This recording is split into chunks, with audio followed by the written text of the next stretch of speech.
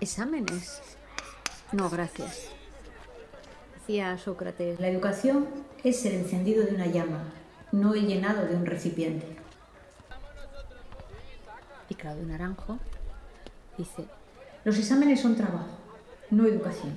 Y la misma educación se confunde con un sistema generalizado de instrucción cuya prioridad es el servicio al poder y las empresas antes que la formación de seres más libres y plenos. Las cosas verdaderas se aprenden por amor al aprender, por amor a la verdad, por el deseo de saber, no por la obligación de las calificaciones. Y Richard Herbert dice, los exámenes son una manera muy vaga de medir el conocimiento.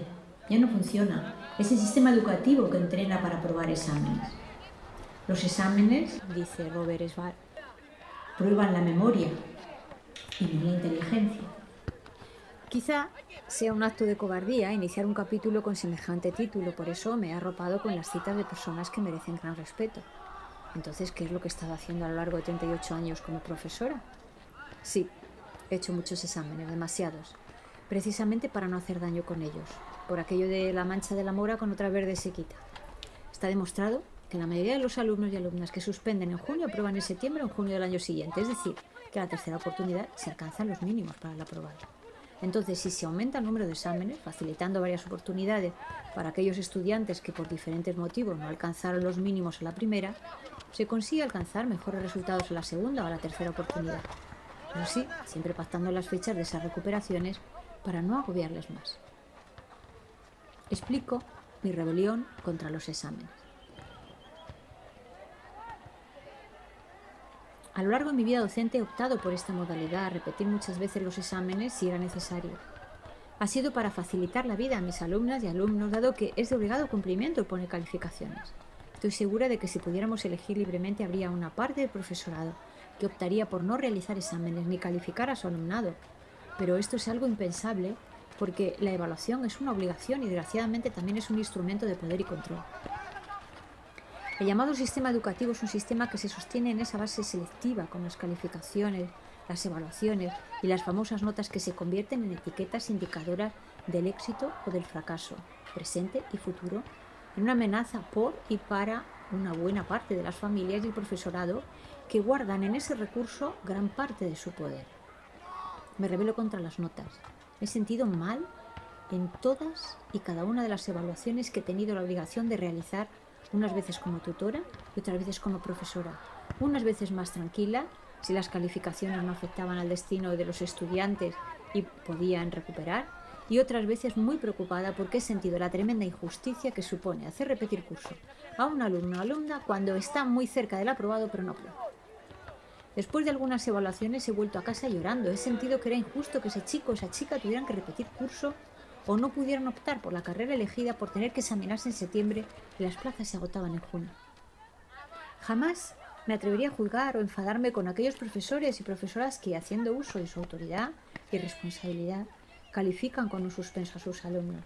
Sus motivos tendrán y están en su derecho, haciendo que la ley y el sistema educativo les piden rigor como profesores, que sean exigentes en los resultados de los exámenes, las pruebas, los trabajos. Respeto y no juzgo a mis compañeros que actúan así, pero también pido respeto a mi expresión de dolor y frustración ante el mecanismo evaluador que nos impone el sistema. Lo que quiero expresar es el dolor que he sentido a lo largo de tantos años en los que he asistido a sesiones de evaluación que se han convertido en un trazado del destino de la vida de aquellos estudiantes que estaban en el filo del aprobado y al suspender en esa evaluación de final de etapa han abandonado después los estudios o se han frustrado con la experiencia de repetir curso o se han autoetiquetado con el no valgo, he fracasado. Afortunadamente también sucede que muchos de esos chicos y chicas que en un momento de su vida escolar interrumpieron sus estudios, lo reinician unos años después y salen adelante en la vida, como suele decirse, que es lo que de verdad importa. Y también sucede al revés, como se puede leer con las historias de vida que han escrito antiguos alumnos y alumnas. Estudiantes que en su vida académica alcanzaron brillantes resultados y después, al salir al mundo, se encontraron con duras dificultades en otros aspectos de su vida. El sistema educativo no tiene en cuenta que hay múltiples inteligencias, 8 tipos según la teoría de Howard Gardner, Inteligencia emocional, inteligencia musical, inteligencia espacial, inteligencia corporal y cinestésica, intrapersonal, interpersonal, naturalista, lingüística y la lógico-matemática. Desgraciadamente solo se tiene en cuenta esta última, como la que indica la inteligencia de una persona, y se ignoran todas las demás. Honestamente, reconozco que nuestra tarea está muy lejos de lo que debería ser educar en un sentido amplio. Nos hemos convertido en meros instructores de temarios. Está muy bien puesto el nombre. Nuestro sistema educativo es eso, un sistema, pero no es educador, no es educación. Lo más importante es descubrir el propósito de la vida. Sí, se ha sobrevalorado demasiado el rendimiento académico y se ha descuidado algo muy importante, descubrir lo más importante, quién soy yo, cuál es el propósito de mi vida. Cierto, el profesorado tampoco tenemos resueltos esos grandes interrogantes, igual por eso nos limitamos a dar clase lo mejor que podemos, pero en el fondo bien sabemos que quedamos muy lejos de alcanzar lo que imaginamos que sería posible con nuestro trabajo. Las calificaciones son una tortura, y todavía más cuando a finales de curso se entrega una memoria en la que se hace estadística con las notas del alumnado. ¿Qué sentimientos tan extraños he sentido tantas y tantas veces? Eso de escribir un número del 1 al 10, traducido en los famosos términos insuficiente, suficiente, bien, notable, sobresaliente, al lado de cada nombre y apellidos de cada alumna y alumno. Poner notas, calificar. Me parece un acto absurdo que repetimos de manera mecánica, algo completamente inútil. Ya sé que no es políticamente correcto confesarlo, pero para mí es una liberación poder escribirlo y pido perdón a todas aquellas personas a las que califiqué de manera errónea. ¿Qué es lo que perdura después de los años? Siempre he dicho que la mejor evaluación de lo que se ha trabajado con un grupo a lo largo de un curso se debería valorar unos años después, cuando ya solo perduran la esencia, la huella, la caricatura, la anécdota que deja cada asignatura, cada curso. Ese tema que despertó nuestra curiosidad, o aquel en el que pudimos mostrar nuestra creatividad, porque todo lo demás se olvida. Todos los universitarios hemos memorizado cientos, miles de páginas de apuntes o libros que poco después del examen somos incapaces de recordar. Esto es una pérdida de tiempo y un desgaste de energía. ¿Qué hemos aprendido con tantos y tantos exámenes?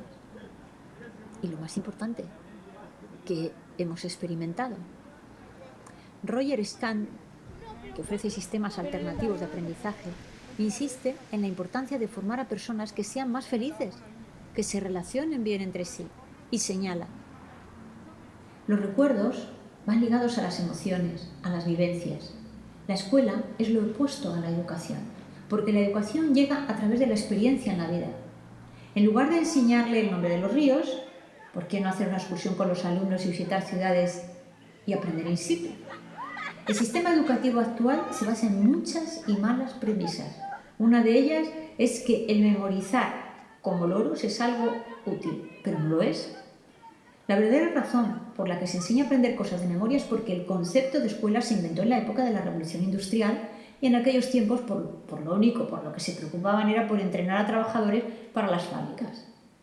Personas que hacían lo mismo una y otra vez durante muchas horas al día. Al final se les entumecía el cerebro, por lo que decidieron prepararlos para aquello desde la escuela. De ahí que aprender sea tan aburrido. Empezaron a enseñar cosas poco divertidas que los niños repetían y repetían, y así se aseguraban de conseguir buenos obreros. Y esa es la única razón por la que hoy memorizamos.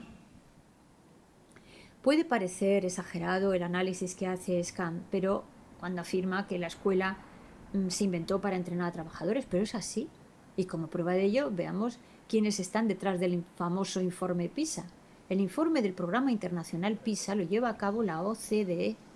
Sí, eso es, has leído bien. El Club de los Países Ricos, la Organización para la Cooperación y el Desarrollo Económicos. El filósofo y activista Noam Chomsky, uno de los más importantes pensadores de nuestro tiempo, señala las marcadas diferencias que se dan entre un concepto de la educación, cuyo objetivo es mostrar a las personas cómo aprender por sí mismas, y el otro entendido como adoctrinamiento para que los y las estudiantes acaten órdenes y acepten sin cuestionar. Chomsky se pregunta qué sistema educativo queremos. ¿Queremos tener una sociedad de individuos libres, creativos e independientes, capaces de apreciar y aprender de los logros culturales del pasado y contribuir a ellos? ¿Queremos eso? ¿O queremos gente que aumente el Producto Interior Bruto? No es exactamente lo mismo. En cuanto a los exámenes, el propio Chomsky señala y afirma en una entrevista lo siguiente. Pasar exámenes puede ser de alguna utilidad para saber lo que hay que mejorar en el desarrollo del curso, pero más allá de eso no dicen mucho. Una persona puede tener resultados magníficos en un examen y entender muy poco. Además, a las 2 semanas se olvida casi todo. El sistema de exámenes reválidas es para crear una carrera de obstáculos, no para aprender a explorar. La enseñanza debe inspirar a los estudiantes a descubrir por sí mismos, a cuestionar cuando no estén de acuerdo, a buscar alternativas si creen que existen otras mejores, a revisar los grandes logros del pasado. También, y de nuevo, el psiquiatra chileno Claudio Naranjo nos advierte: o cambiamos la educación o este mundo se va a pique.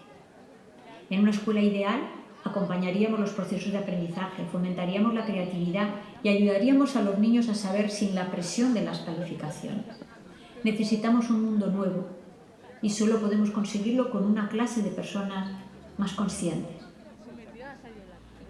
Continuamos sufriendo un sistema educativo que se basa en una competitividad a ultranza frente a la colaboración, que está obsesionado por los resultados y por la adquisición de conocimientos, olvidando por completo que la educación se basa en algo más.